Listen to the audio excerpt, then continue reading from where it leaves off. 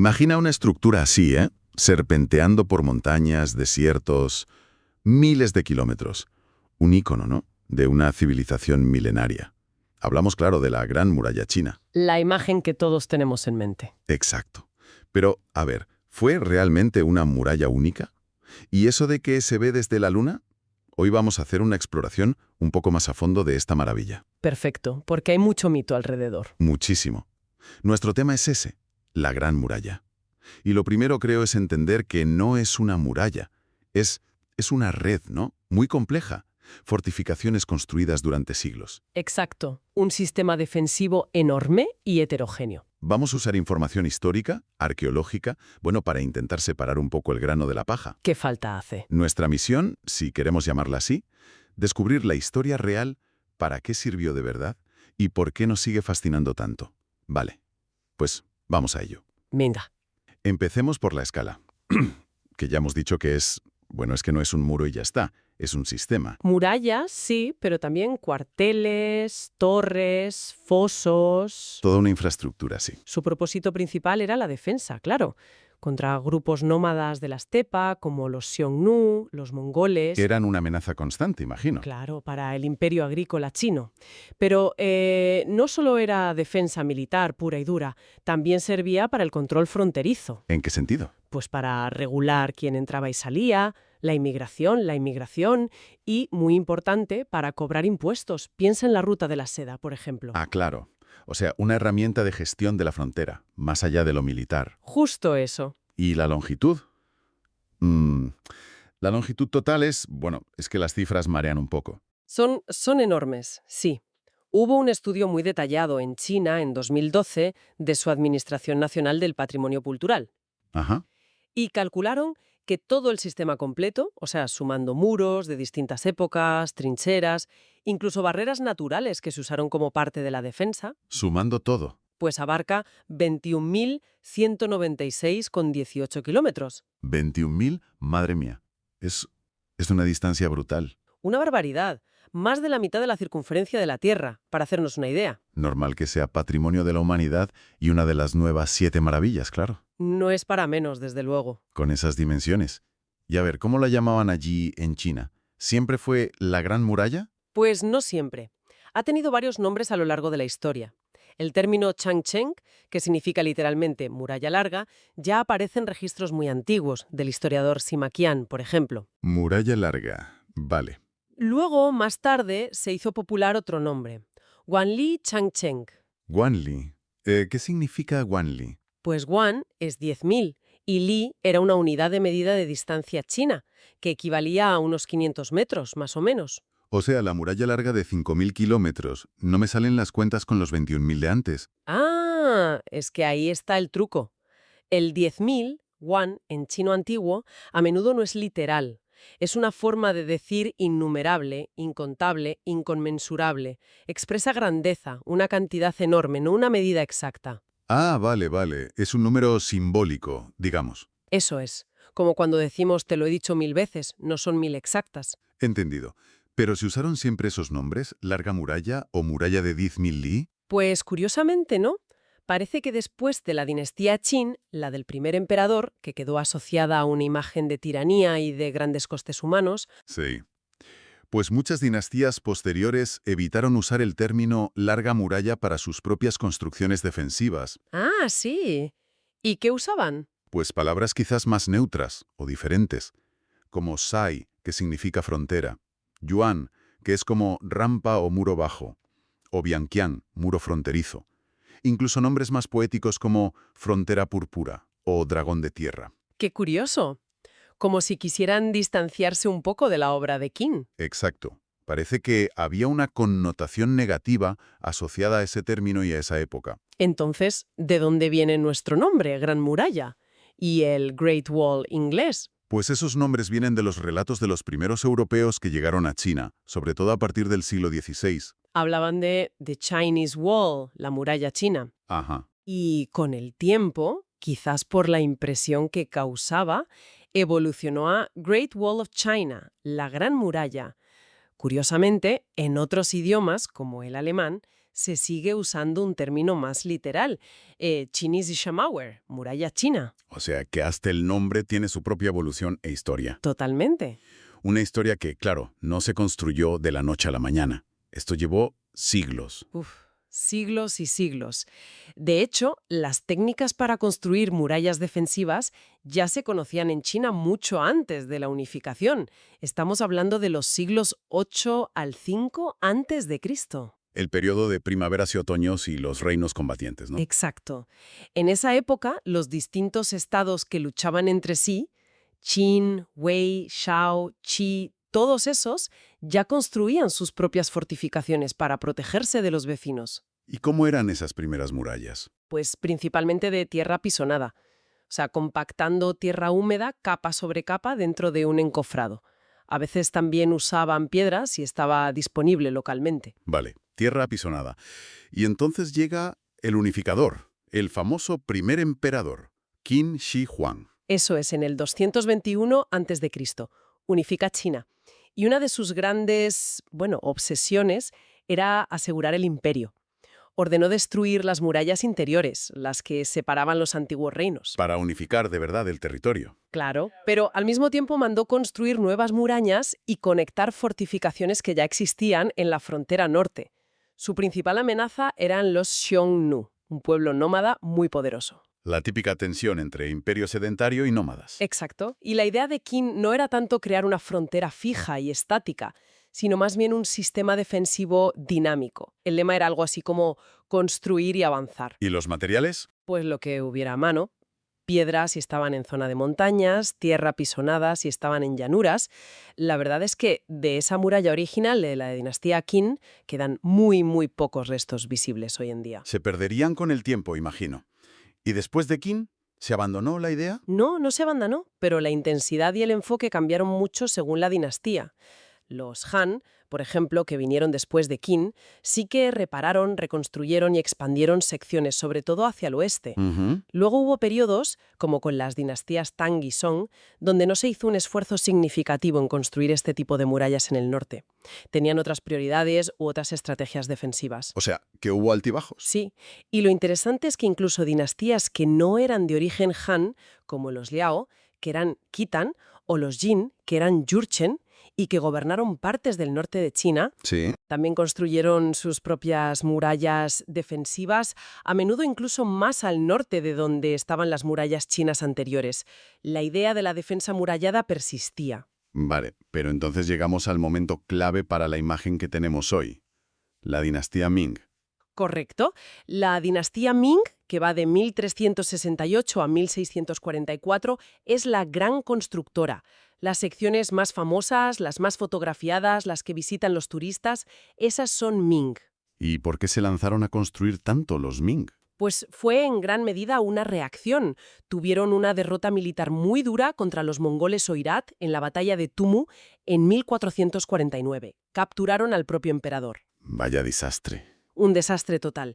Y a partir de ahí parece que la estrategia Ming cambió hacia una postura mucho más defensiva. Se centraron en construir y reforzar murallas como principal línea de defensa. Y además las hicieron diferentes, ¿no? Más sólidas. Mucho más. Ahí es donde se empieza a usar masivamente el ladrillo y la piedra, en lugar de depender tanto de la tierra pisonada. Los ladrillos cocidos eran más resistentes, más fáciles de transportar en algunos casos, y permitían construir más rápido y estructuras más elaboradas. Y más altas, supongo. Y más altas, y con mejores acabados. Se estima que construyeron, una cantidad enorme de torres de vigilancia, quizás hasta 25.000 torres. 25.000. ¡Qué barbaridad! Sí, sí. Pusieron especial énfasis en reforzar las secciones cercanas a la capital, Pekín. Hubo generales famosos como Qi Shi Huang, que en el siglo XVI supervisó la mejora de cientos de kilómetros, revistiendo muros de tierra con ladrillos, construyendo torres nuevas. O sea, una inversión gigantesca. Enorme. También construyeron otras defensas, como la llamada muralla de Liaodong, en el noreste, que era más bien un gran dique de tierra con foso para proteger esa región. Pero, con todo ese esfuerzo, al final los manchúes conquistaron China igualmente. ¿No sirvió la muralla Ming? Bueno, sí sirvió durante mucho tiempo para frenar incursiones y controlar la frontera. Los manchúes la cruzaron varias veces para hacer razias, pero no la conquistaron militarmente de forma frontal, digamos. Entonces, ¿cómo entraron? La caída final del Imperio Ming en 1644 fue más compleja. Tuvo que ver con rebeliones internas que debilitaron al imperio. Y la clave fue que un general Ming, Wu Sangui, que controlaba el estratégico Paso Shanghai. El extremo oriental de la muralla, ¿no? Exacto, un punto crucial. Pues este general decidió abrirles las puertas a los manchúes. ¿Les dejó pasar? ¿Por qué? Su idea, parece ser, era usarlos como fuerza militar para aplastar a los rebeldes que habían tomado Pekín. Una especie de pacto que le salió fatal. Ya veo. Una apuesta muy arriesgada. Totalmente. Los manchúes entraron, echaron a los rebeldes de Pekín, pero en lugar de devolver el poder a los Ming, se quedaron ellos y fundaron su propia dinastía, la Qing. Menuda jugada. Sí.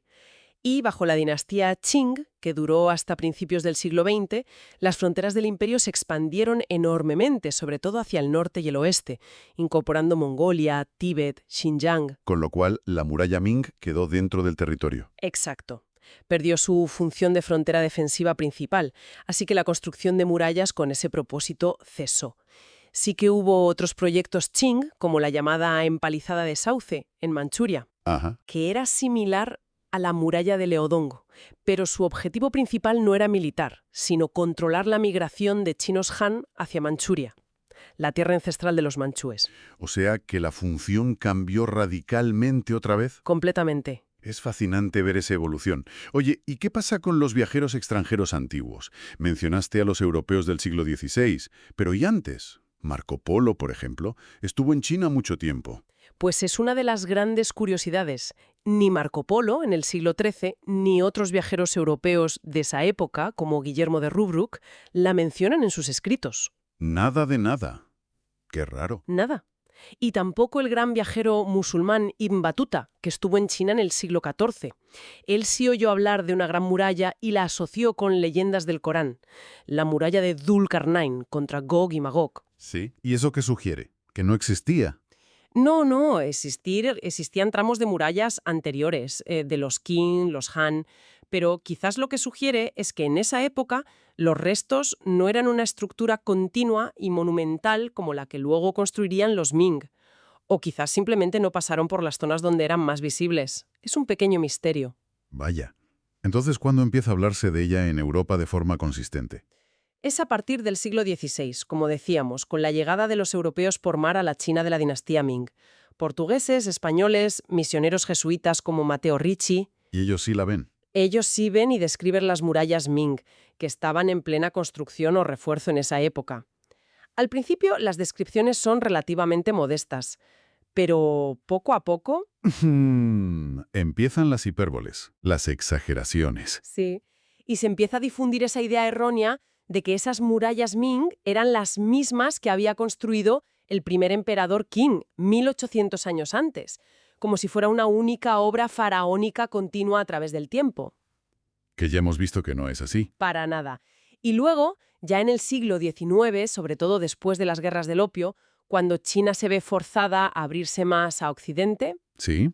la muralla se convierte en una atracción turística casi obligatoria para los viajeros occidentales. Y los relatos de viajes de esa época, las primeras fotografías, todo eso contribuyó enormemente a crear la fama mundial y la mitología que la rodea. Claro, se convierte en el gran símbolo de China para el exterior. Exacto. Volviendo a la muralla Ming, que es la que nos ha dejado esa imagen icónica.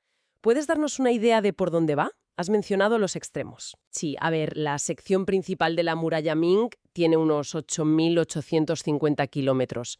Si contamos los muros construidos, las trincheras y las barreras naturales integradas. Casi 9.000 kilómetros. Sí. Su extremo occidental reconocido es el paso Yayu, en la provincia de Gansu, en una zona ya bastante desértica. Vale.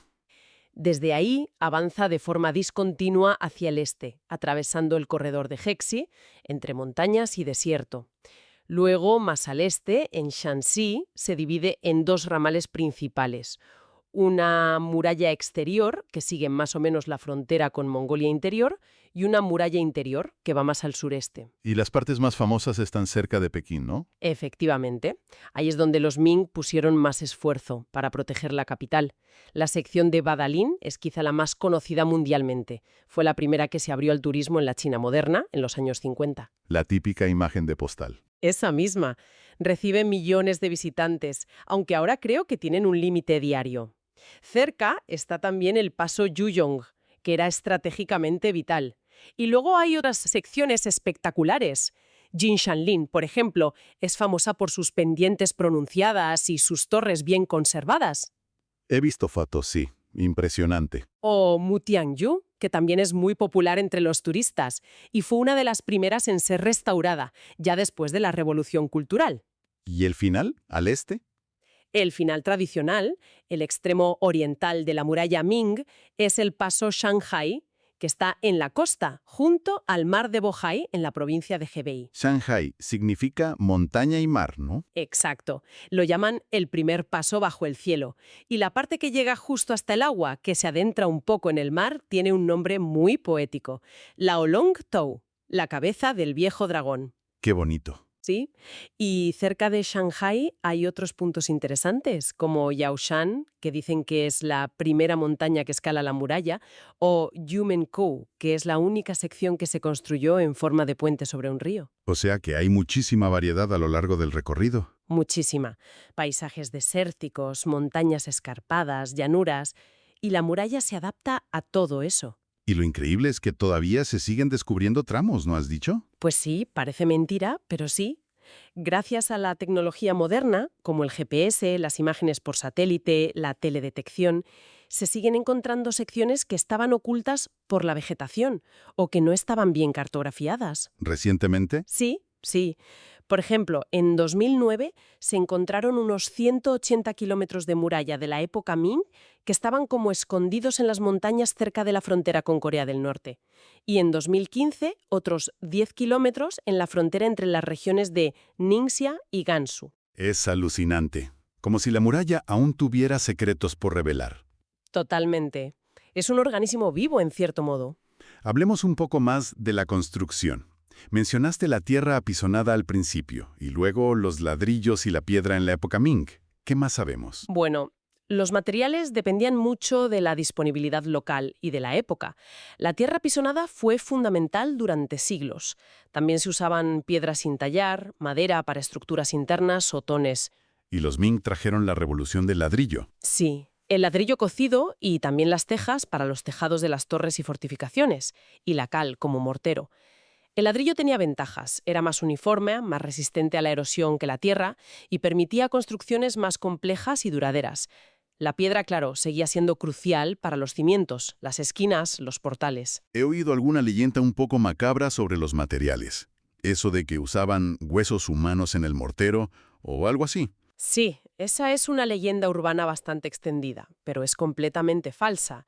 No hay ninguna evidencia arqueológica ni histórica que la respalde. Es un mito. Menos mal. Lo que sí usaron, y esto es fascinante y real, al menos en la época Ming, fue un tipo de mortero muy especial hecho con... ¿Arroz? ¿Arroz? ¿Cómo? Sí, sí. Mezclaban una especie de sopa de arroz, pegajoso, arroz glutinoso, con cal apagada, y resulta que esa mezcla creaba un compuesto orgánico-inorgánico con unas propiedades adhesivas y una resistencia sorprendentes. Mortero de arroz pegajoso. Increíble. Una especie de biocemento de la época. Dicen que era súper efectivo para unir los ladrillos y que ha contribuido mucho a la durabilidad de las secciones Ming. ¿Quién lo iba a decir? Ingeniería de materiales avanzada. Totalmente. ¿Y cómo se comunicaban? A lo largo de miles de kilómetros, con torres, cuarteles, tenía que haber un sistema. Era absolutamente crucial, claro. La clave eran las torres de señales o almenaras. Estaban situadas en puntos elevados, a la vista unas de otras. Para verse de lejos. Exacto. Y usaban un código de señales con humo durante el día y fuego durante la noche. Podían transmitir mensajes muy rápidamente a lo largo de grandes distancias. ¿Qué tipo de mensajes? Pues alertar sobre el número de enemigos que se acercaban, si habían cruzado la muralla, pedir refuerzos. Era un sistema de comunicación óptica muy eficaz para la época. Y complementario a eso, claro, había cuarteles para las tropas, establos para los caballos, arsenales para las armas, todo distribuido a lo largo de la cara interior del muro para poder reaccionar rápido. Un sistema logístico y de comunicación impresionante para su tiempo. Sin duda. Claro, mantener hoy en día una estructura así, con esa antigüedad y esa extensión, imagino que debe ser un desafío enorme. Gigantesco. Es un reto constante. Mientras que las secciones más turísticas, sobre todo las que están cerca de Pekín, están relativamente bien conservadas e incluso restauradas, Sí, esas las vemos perfectas. claro, pero son una parte muy pequeña del total. Hay enormes secciones, sobre todo en las zonas más remotas y rurales, que están en muy mal estado, erosionadas, derrumbadas o que simplemente han desaparecido. Desaparecido. ¿Por qué? Pues por muchas razones. Durante siglos, en muchas zonas, la gente local ha utilizado las piedras o los ladrillos de la muralla para construir sus propias casas, corrales, caminos. Era el material de construcción más a mano. Hombre, claro. Reciclaje histórico. Sí.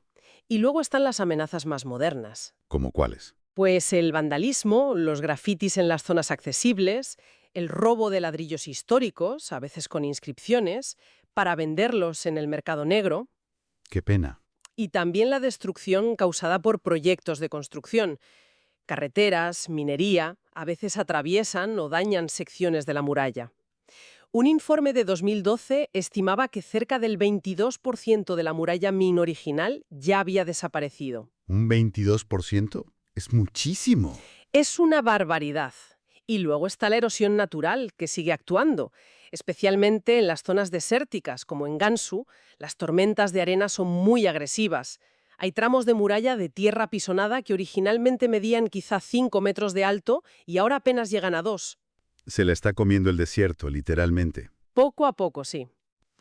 He leído también sobre algunas reparaciones que han sido polémicas, ¿no? Sí, ha habido casos. En 2014 hubo críticas por una restauración en una sección donde se usó cemento moderno de una forma que, bueno, afeaba mucho el aspecto original. Claro, pierde la esencia. Y más recientemente, en 2023, hubo un caso bastante sonado de unos trabajadores de la construcción en Shanxi que para hacer un atajo para una excavadora ensancharon una brecha que ya existía en un tramo de muralla. Causaron un daño irreparable a una sección de la era Ming. Para pasar una excavadora, madre mía. Sí, por ahorrarse unos kilómetros de rodeo. Una falta de conciencia terrible. Desde luego. Y bueno, llegamos al gran mito por excelencia, la pregunta del millón. ¿Se ve la Gran Muralla desde el espacio? El mito espacial. A ver, empecemos por lo más lejano, la Luna. Vale. ¿Se ve desde la Luna? La respuesta es un no rotundo, categórico, imposible. Tan claro. Clarísimo. Piensa que la Luna está a una media de 384.000 kilómetros de la Tierra. La muralla, aunque es larguísima, es relativamente estrecha. Verla desde la Luna sería como intentar ver un cabello humano desde, no sé, 3 kilómetros de distancia. Es físicamente imposible para el ojo humano sin ayuda. Vale, desde la Luna, descartado. Pero el mito es increíblemente persistente. Muchísimo. Y tiene raíces antiguas, ¿eh? Ya en el siglo XVIII un anticuario inglés llamado William Stukeley especuló sobre ello. Y luego en el XIX otros escritores. Se popularizó enormemente en el siglo XX, en parte gracias a cosas como los cómics de Ripley's Believe It or Not, en los años 30, que lo afirmaban como un hecho. Él, aunque usted no lo crea. Ese mismo. Caló hondo. Vale, Luna descartada. Pero ¿qué pasa con la órbita terrestre baja? Por ejemplo, desde la Estación Espacial Internacional, que está a unos 400 kilómetros de altura. ¿Desde ahí sí se ve? A ver, aquí la cosa se vuelve un poco más matizada. La respuesta corta sigue siendo probablemente no a simple vista o solo con extrema dificultad y en condiciones ideales. O sea que tampoco es fácil. Nada fácil. La propia NASA ha dicho oficialmente que la muralla es apenas visible desde la órbita baja y solo bajo condiciones casi perfectas de iluminación y atmosféricas, y que en cualquier caso no es más conspicua que otras muchas estructuras humanas largas y lineales, como las carreteras que cruzan desiertos, por ejemplo. Me entiendo. ¿Y qué dicen los astronautas? Porque algunos han afirmado haberla visto.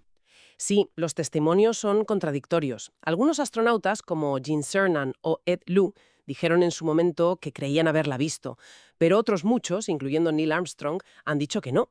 Y muy significativamente, el primer astronauta chino, Yang Liwei, dijo en 2003 que él no pudo verla desde el espacio. Eso es bastante revelador, ¿no? Bastante. Hubo incluso una foto famosa, publicada por la Agencia Espacial Europea, que supuestamente la mostraba, pero luego resultó ser un río. Vaya. Y Leroy Chiao, un astronauta estadounidense de origen chino, que estuvo en la estación espacial, hizo un esfuerzo por fotografiarla. Consiguió una imagen donde se intuye una línea muy débil, pero era tan indistinta que ni él mismo estaba seguro de si era la muralla o no. Entonces, la conclusión científica es... La conclusión es que, aunque teóricamente podría ser posible distinguirla a simple vista desde la órbita baja, si sabes exactamente dónde mirar y las condiciones son absolutamente perfectas, luz rasante, sin nubes, atmósfera limpia, buen contraste con el terreno, no es algo que salte a la vista ni mucho menos. No es esa línea majestuosa que se ve claramente desde el espacio que el mito nos ha vendido. Queda desmontado el mito, entonces. O al menos muy matizado. Muy matizado.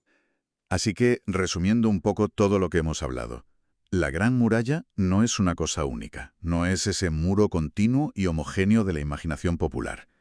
Es mucho más. Es una red complejísima. Diferentes muros de distintas épocas, construidos con técnicas variadas, con propósitos que también evolucionaron. Un reflejo de la historia de China, de sus miedos, de sus ambiciones, construido con un ingenio increíble, pero también con un coste humano que debió ser inmenso. Exacto. Es un testimonio arquitectónico apabullante, desde luego, pero quizás es aún más interesante como un reflejo físico de siglos y siglos de política, de estrategias de defensa, de interacción cultural, en esa zona de fricción que siempre fueron las fronteras del norte de China. Una historia que además sigue viva, entre los nuevos descubrimientos que aún se hacen y el deterioro constante de muchas partes. Sí, es un patrimonio vivo y a la vez muy frágil. Y con esto quizás podemos dejar una idea final para darle una vuelta. Toda esa energía descomunal, esos recursos, ese tiempo invertido durante siglos en construir, reconstruir, defender estas barreras físicas. ¿Qué nos dice ese esfuerzo monumental sobre esa tensión histórica, casi universal, entre los imperios agrícolas sedentarios y los pueblos nómadas de las estepas? Esa es buena pregunta. Refleja un choque de mundos, ¿no? Y quizás llevándolo al presente, podríamos encontrar paralelismos, ya no con muros físicos necesariamente, aunque también los hay, sino con otras barreras quizás más conceptuales, o digitales, o económicas, que las sociedades actuales siguen levantando para intentar definir y defender sus fronteras, sean las que sean. Es una reflexión interesante. Sí, las formas cambian, pero quizás la necesidad de definir un nosotros y un ellos y de proteger esa definición sigue estando ahí de alguna manera. Ahí queda esa idea. Para pensar. Pues hasta aquí nuestra exploración de hoy. Ha sido fascinante. Un placer, como siempre. Hasta la próxima.